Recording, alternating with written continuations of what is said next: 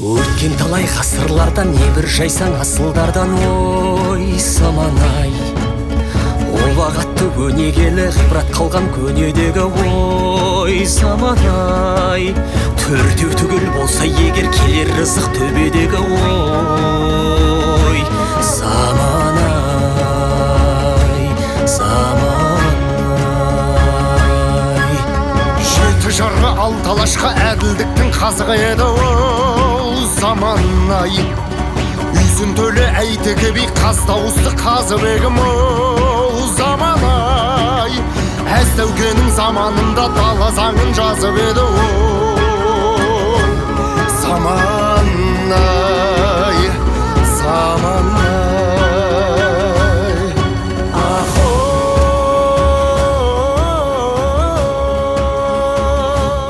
Осындай сұхбатты алғашқы рет беріп отыр. Тұлпар күні деген болу керек секілді. Еркек пен еркек. Біз өзіміздің қазақ екенімізді ұмытпауымыз керек. Неге мен ол секілді болуым керек? Түрік билесе түрікпен билейді, шешен билесе шешенмен билейді. Анау ән айтып еді, сонымен қосылып ән айтты. Әкем менің тек бір-ақ концертімді көріпті. Иманғали Нұрғалиұлы, Әділбек Рыскелдіұлы болсын, Шөкеев ағамыз, Әсет Өрентаев, Алтай Сейдіров, Бекболат ағамыз ба деп ойлаймын. Қаздан бастап әкелерімізді, аналарымызды құрметтеп жүргенде ештеңе жетпейді.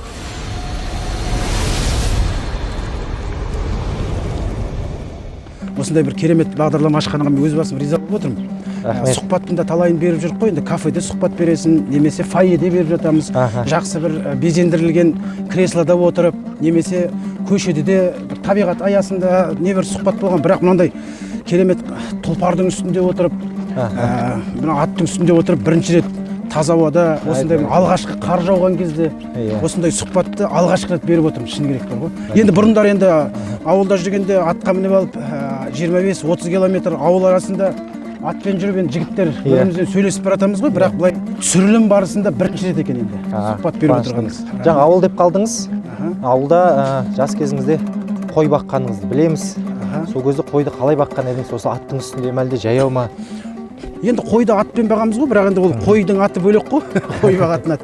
Өзі жалпы енді өзі қой бағып жүрген аттың өзі қойдың артына еріп отырып, өзі де бір кішігірім қой болып кететін секілді бар ғой. Өйткені мінезі де жуас, өзі шаппайды, өзі бір ақырын жүріп отырып, қойдың артын қойдың аттары болады. Бірақ енді мынандай енді әдемі бәйгеге шабатын түрі әдемі аттармен енді қой бақпайсың ғой, енді оларды көбіне басқаша ұстап жатады. Енді қой баққанда жаяу бақып келетін кездер бар.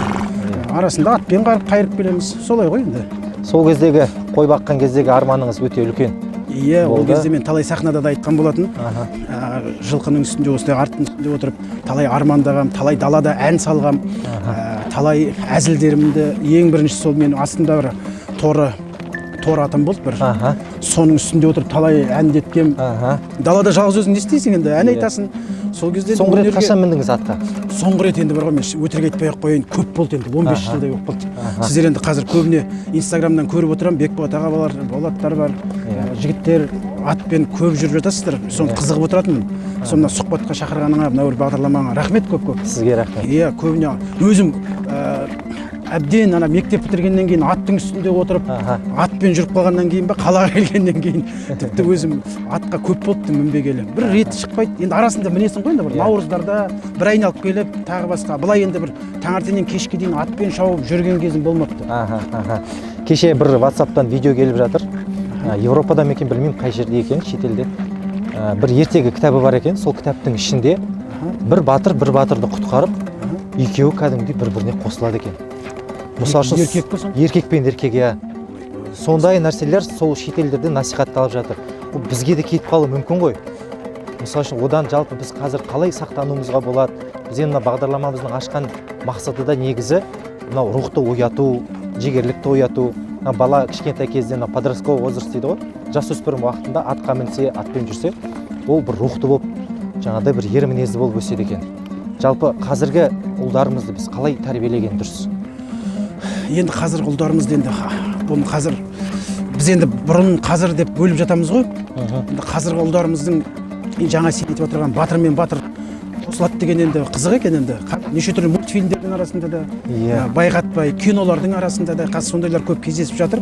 Енді ол бізге кетіп қалып жатса деп айтып жатамыз ғой, негізі келген сияқты. Сондықтан да біз қазір өзіміздің ұлдарымызды расымен де осындай атқа мінгізіп жиі әкелер ұлдарға көңіл бөлу керек секілді. Әкесімен көп жүру керек сияқты ұл бала деген. Қазір анасымен көп жүреді ғой енді біздерде. Анасы мектепке апарады. Біз енді ер азаматтар көбіне таңертең кешке дейін жұмыстамыз.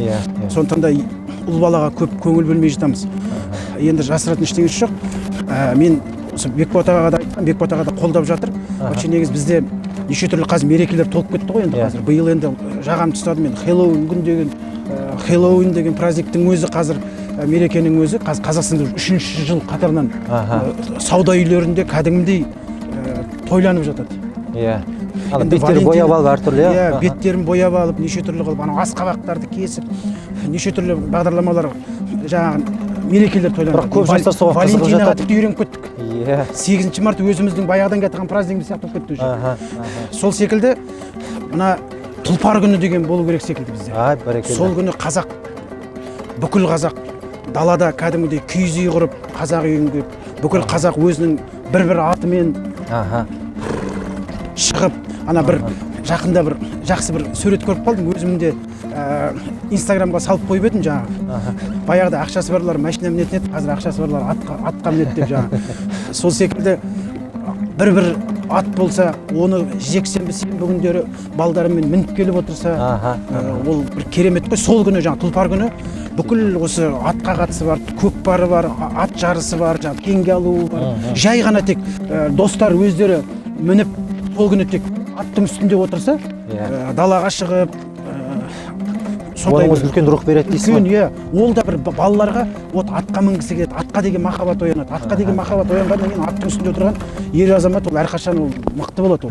Оның ойы жаңағы ат, отбасы деген секілді. Ол аттың үстіне екінің бірі отыра алмайды. Қазір айтамыз ғой, бәрі мінетін секілді болып көреміз. Жоқ, қала қазақтарының, қала жастарының, тіпті қала жастары былай айтсаң, кейбір ауыл жастарының өзі қазір атқа мінуден қазір алыс.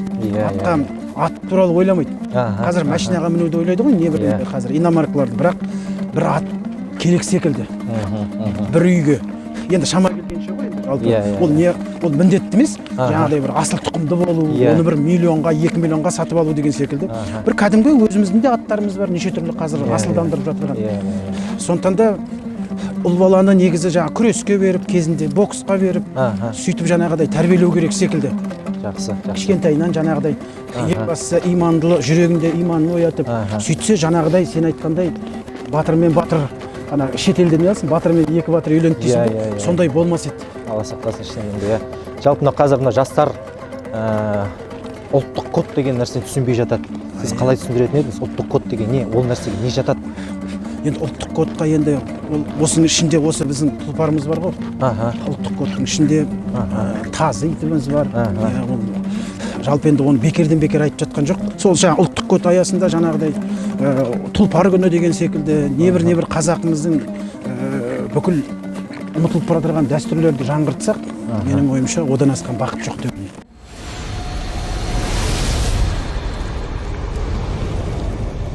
Тұлпар күні деп жатсыз ғой, сонда тұлпар күні мысалы үшін егерде енгізілетін болса, оны қандай деңгейде, қандай масштабы қандай болып? Сол күні телеарналардан жалпы анау біздің ана құлагер деген сияқты киноларды көрсетіп жатса, радиоларда да қазақтың жаңағыдай тұлпарларын, жылқыларын, аттарын туралы жаңағыдай қазақтың енді өзіміздің нелеріміз бар ғой енді тұлпар қазақи аттарымыз бар ғой өзі. Біз жалпы шетелдің атынан мініп кеттік қой енді. Иномарк секілді жаңағы. Ресейдің жылқылары бар, қазір арабтың жылқылары бар, тағы басқа енді неше түрлі пародалар көп. Соның ішінде сол күні бүкіл қазақ атқа мініп жүрсе, баласын атқа отырғызып қойса, өзі жетектеп жүрсе де, сол күні бір ана қазір парктерге барсаң кішкентай машиналарды бір арендаға беріп жатады ғой. Прокатқа. Прокатқа жаңағы бір 15 минут айналып келуің. Одан да сол далаға барып аттарды қойып қойса, сол күні атқа мініп барлығы 500 теңгеге жаңағыдай бір 10 минут, жарты сағат баласын мінгізіп деген секілді. Сөйтіп жаңағы бір тұлпар күнінен басталса, содан кейін бар уақыт өте келе бір 5 жылдан кейін тұлпар аптасы болсын, сөйтіп тұлпар айы болсын, ол қазақтың атқа мініп жүрген бос уақытында деген ол керемет қой. Біз қазір атқа мінсек, ой бір баяғы бір 17-18 ғасырға кетіп қалатын секілді көреміз.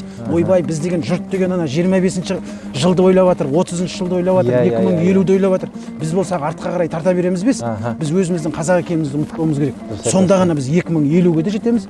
2000 жаңағы бір 3000 жылға да жетеміз. Егер біз жаңағы шетелдіктерге ілесіп алып жаңағыдай ойбай тек солар сияқты біз компьютер ойлауымыз керек, біз ана ойлау керек десек, олар баяғыда ойлап тастаған. Сондықтан да біз қазақ тек жойылмау үшін біз ең бастысы тегімізді білуіміз керек. Тегімізді, біз атқа отырғанымызды, біз жаңағы домбыра тартқанымызды. Мен де кезінде айтқан болатын, домбыраны мектепке қосу керек. Өйткені деген жаңағы біз қазақ өзі би жоқ бізде. Біз қазақ билемегенбіз ғой енді, билемегенбіз дейді. Біз енді қазақ жұрт билеп жатқанда біз жерімізді қорғаған халықпыз ғой енді. Сондықтан да Қара жорға биші. Енді қара жорға би, енді әйтеу буын би, ол жалпы енді ол бүкіл осы қалай айтсам екен енді дала биі ғой. Ол дала биіне ол қазақта жатады, қырғызда жатады, моңғолда. Түркі елінің, иә, түркі елінің биі ғой енді жалпы. Біз сондықтан да домбыраны үйренсек, ол мектепке домбыраны қосып қойсаң, ол бүкіл бала бәрі оркестрға отырып ертең филармонияда оркестрда күйде отыру емес. Ол домбырамен сымetse шетелге барып оқыса да не көрсететінін білмейтін біздің қазақтың балдары. Мен бір рет айтып тұрмын ғой, бір жиында болдым, түріктер шығып билеп жатыр, грузиндер шығып билеп жатыр, біреулер өзінің әнін айтып жатыр. Не қылып жатыр? Біздің қазақ жастарын аяп кетті мына жерде бар ғой. Түрік билесе түрікпен билейді, шешен билесе шешенмен билейді. Анау ән айтып еді, сонымен қосылып ән айтты. Ең соңында өзінің не әні жоқ, не биі жоқ, не жаңағыдай күйін тарта алмайды. Сөйтіп деп қалды. Сол жерде жаңағы жігіттер шетелде оқысын, қай жерде оқысын, отырып жаңағыдай бір мектепте енді өзі бір мектептен бір 4-5 күй үйреніп кетсе керемет қой. Бәрі қосылып алады да домбырасын алып жаңағы жерде солардың көзінше 2-3 күйін тартып берсе, ол мәдениеті бар екен, өнері бар екен деген секілді халықтың. Оның үстіне жаңа тұлпар күні болса, ол атқа мінсек, сол күні бүкіл қазақ атқа отыратын болады да. Ол өзінің аты болуы міндетті емес. Сол күні жаңа прокатқа алып, арендаға алып, жаңағы секілді неше түрлі. Сонда біздің өз жалпы қазақтың мына қазіргі таңдағы осы жылқыларымыз, аттарымыз тек соғым болып кетті ғой енді қазір. Тек соғымды ойлаймыз, жылқыны қыс болса соғымды ойлап тұрамыз. Олай емес, мінетін асыл тұқымды аттар пайда бола ма деп ойлаймын да. Жақсы. Қазір жасыңыз 40-тан асып 41-ге аяқ бастыңыз. 41-ге келдік. Жалпы қалай екен 40-тан кейін? Бір ағамыз айтып еді, 40 қалай дегенде 39 сияқты дегенде. Әзірше енді ештеңе не қылмайды, бірақ бұл 41 жасымды сезгенде жоқпыз. 40 па, 41 ме, адам өзі жалпы жас жылдан жылға тола бересің де, бірақ бәрі көңілі жас болып тұра береді. Ол 50-ге кел, 60-қа кел, менің ойымша оған қарамайтын секілді. Адам өзі көңілі жас болу керек секілді. Егер мен ойбай 40-қа келдім, ойбай 50-ге келдім деп өз-өзіңді қартайта берсең, әрине қартайсың. Өмірде кімді үлгі тұтасыз? Енді кімді үлгі тұтасың болғанда ғой, осы сұрақ қиын маған көбіне қойып жатқан кезде. Кімді үлгі тұтасың десең, қазір біреуді айтсаң, біреу ренжіп қалады. Мен шынымды айтсам, ешкімді үлгі тұтпайды екенмін. Ешкімді үлгі тұтпайды екенмін. Өзіңіз? Мен өзім секілді болғым келеді. Өзімді әр адам өзі болу керек та. Өзінің жаңағыдай анау секілді, неге мен ол секілді болуым керек? Одан асуым керек деген. Ал ақылдасатын ағаларыңыз немесе бір достарыңыз? Жоқ, ақылдасатын ағаларым бар.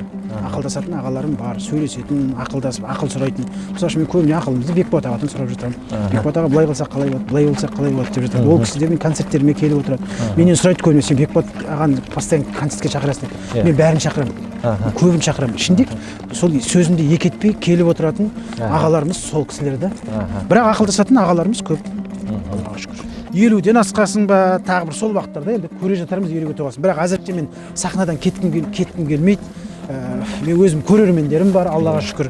Қанша концерт берсек те, қай өңірге барсақ, қай елге барсақ та, бүкіл зал лық толы. Бір концерт емес, 5-6 концертке дейін тіпті батыс аймақтарында 10-нан асып кететін концерттер бар бізде.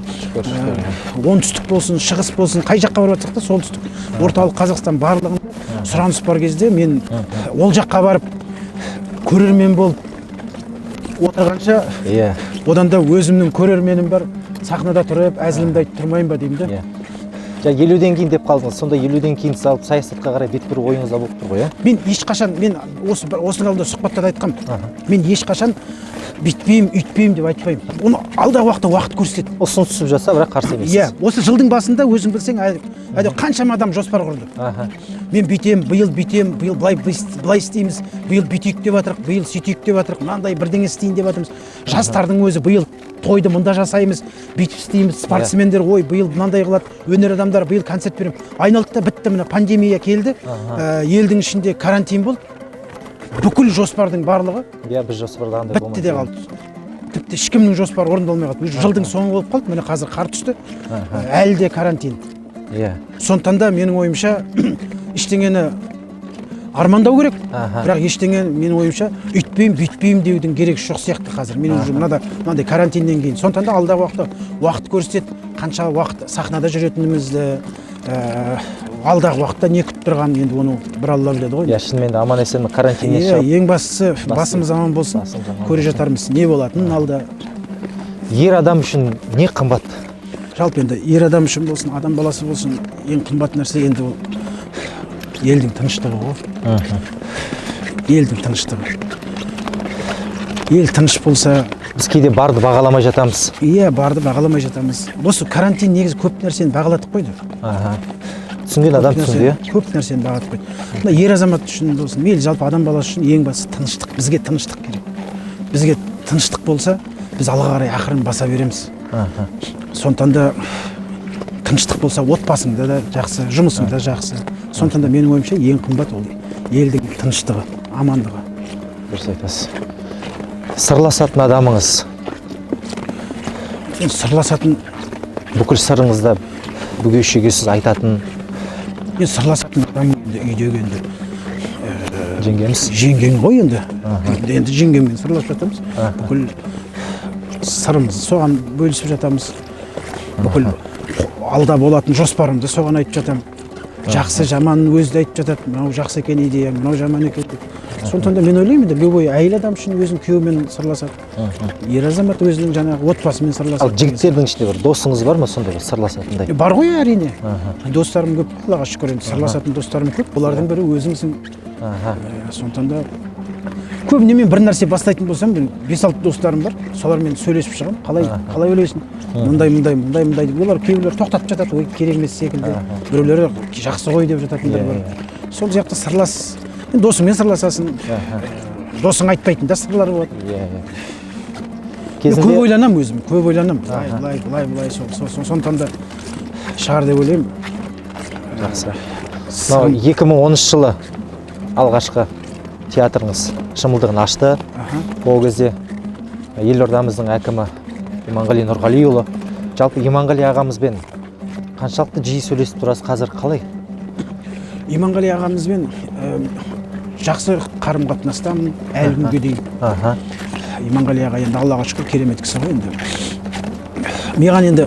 Мен өзім сахнада жүргеннен кейін ба менен сұрайды, сен ана кісімен жақсысың ба, мына кісімен жақсысың ба? Мен шыны керек, мен адам таңдамаймын. Маған осы Астана қаласының қанша әкім ауысты, барлығының да көзқарасы жақсы. Әділбек Рыскелдіұлы болсын, біздің қазір мына Асқар Мамин ағамызда болсын, Шукеев ағамызда, Темірғали ағамызда, Темірғалиев ағамызда, кімде Әсет Өрентаевшта, Бақыт Сұлтанұлы да, жалпы барлығы. Мына қазір Алтай Сейдірұлы да, енді Иманғали аға, енді ол кісінің орны ерекше ғой, өйткені алғашқы театрымызды ашып берген, КВН-нан кейін не істейсіңдер деп сұрақ қойды ғой. Сонда жауап бере алмай қалдым ғой. Ойламаппыз, КВН өмір бақи ойнап жүреміз деп ойладық қой. Содан 2010 жылы сол кісі айтты, сендер давай онда театр ашайық деп. Сөйтіп театр Әзіл әлемі театрын ашып берді. 2-3 жылдай мемлекеттік қаржыландыруда болдық. Одан кейін бізде гастроль көп болып кетті. Астанада көп жүрмейміз, көбіне көктемде 2 ай, 3 ай гастрольде жүреміз, күзде 2-3 ай гастрольде жүреміз. Сондықтан да мемлекеттік дегеннен бас тарттық та. Содан театр өзіміз кеттік. Сондықтан да біз сол бастамасын сол бастап берген сол Иманғали аға. Ал енді театр қандай театр болады деген кезде мен жеке орындаушылардан театр ашайықшы, өйткені басқада бір ерекше болсын деп. Ол кісі де кішкене басында ойланып, ол қалай жақсы бола ма жеке театрды, жеке орындаушылардан көресіз ғой деп. Қазір енді биыл міне сол театрға да 10 жыл болды. Аллаға шүкір, 10 жылдың ішінде бірталай қойылымдар қойып тастадық. 50-ден асыпты концертіміздің саны. 10 жылдың ішінде біз өткен жылына 4-5 концерт қоямыз. Сондықтан да оның ішінде жеке концерттерім бар өзім. Сондықтан жігіттердің өзінің жеке концерттері қойғандар. Сондықтан да жаман емес. Енді тағы 10 жыл театр болса, менің ойымша сол ары қарай жетеді ау деймін. 20 жыл, 25 жыл, оны көре жатамыз енді, уақыт көрсетеді. қазіргінің біржан салы, жалпы қазіргінің серісі деп кімді айтатын едіңіз? Сал серілер елімізде қазіргі сал серілер көп шығар. Әр елді мекеннің, мейлі оңтүстігі болсын, Қазақстанның батысы болсын, шығысы болсын, солтүстігі болсын, орталық Қазақстанда атқа мініп, өздері 5-6 адам атқа мініп алып, жаңағыдай аңға шығып, жаңағыдай домбырасын алып, әнін айтып жүрген азаматтар, ағаларымыз көп шығар. Мен бірақ біз не көреміз қазір? Инстаграмнан көреміз. Біз не көреміз? Біз қазір нелерден көреміз ғой енді, жалпы әлеуметтік желілерден. Әлеуметтік желілерден қарап отырсаң, қазақтың ұлттық киімін киіп, атқа мініп, бір от жағып, далада жаңағыдай айналасына бауырларын жинап алып, бір әнін айтып, жиі жүретін осы қазіргі сал серісі Бекболат ағамыз ба деп ойлаймын. Енді көзіміз көріп жүргені. Енді қалған кісілер енді Инстаграмға түсірмейтін шығар, түсірсе де біз көрмей жатқан шығармыз. Ондай сал серілер көп қой қазір енді. Бірақ бүгінгінің сол сал серілері, сол Бекболат ағаларымыз бар.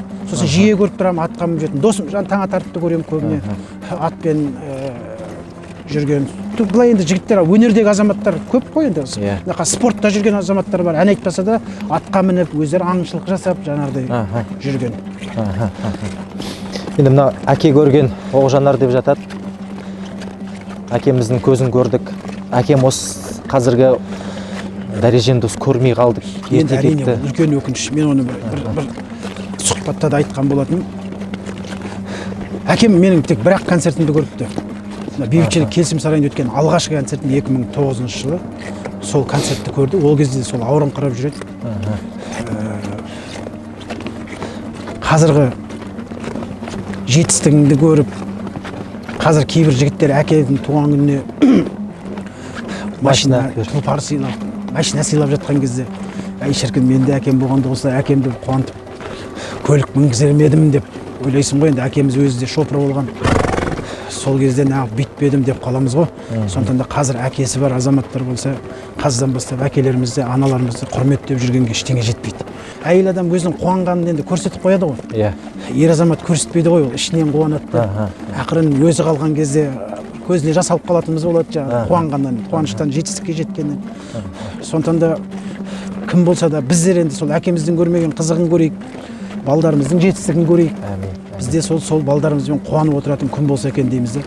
Қазір бізді көріп отырған YouTube арнасынан барлығымыз осы ұл қыздарымыздың қызығын көріп, сол көзімізге жас тек қуаныштан келсін деп тілеймін. Әмин. Үлкен рахмет, әке, тағы да аязды күні уақытыңызды бөліп. Рахмет. Енді бағдарламамызға деген өзіңіздің бір тілегіңізді, ниетіңізді білдірсеңіз. Осындай бағдарламалар көп болсын. Енді қазір алдағы уақытта одан сайын енді мынау алғашқы бағдарламалардың бірі ғой енді. Жақсы қонақтар болсын. Күндердің күнінде президентімізден сұхбат алып кететіндей күнге жеткіз. Әмин. Бата деп қабылдайын. Рахмет үлкен. Тіпті біздің бас мүфтиіміз осы аттың үстінде отырып сұхбат беріп кететіндей, президентіміз бүкіл әкім министрлардан сұхбат алып аттың үстінде отырып керемет сондай бір бағдарламаларың болсын дегім келді. Рахмет. Ең бастысы сол еліміз тыныш болсын, аспанымыз ашық болсын. Кезінде енді атты, Аллаға шүкір, заманның кереметтігі ғой енді. Кезінде атты енді жауға міндік. Сол жауға емес, соғысқа емес, тек осындай бейбітшілік заманда әдемі киініп алып, қазақы оюмен демалыста мініп жүрген, осындай сұхбаттарға мініп жүргенге не жетсін деп ойлаймыз. Сондықтан да сондай заман болсын дегім келді. Еліміз тыныш болса екен, ең басы жаңа айтқандай. Одан басқа еліміз тыныш болса, әлі талай жақсылықтарды көреміз, әлі талай жетістіктерге жетеміз деген ойдамын.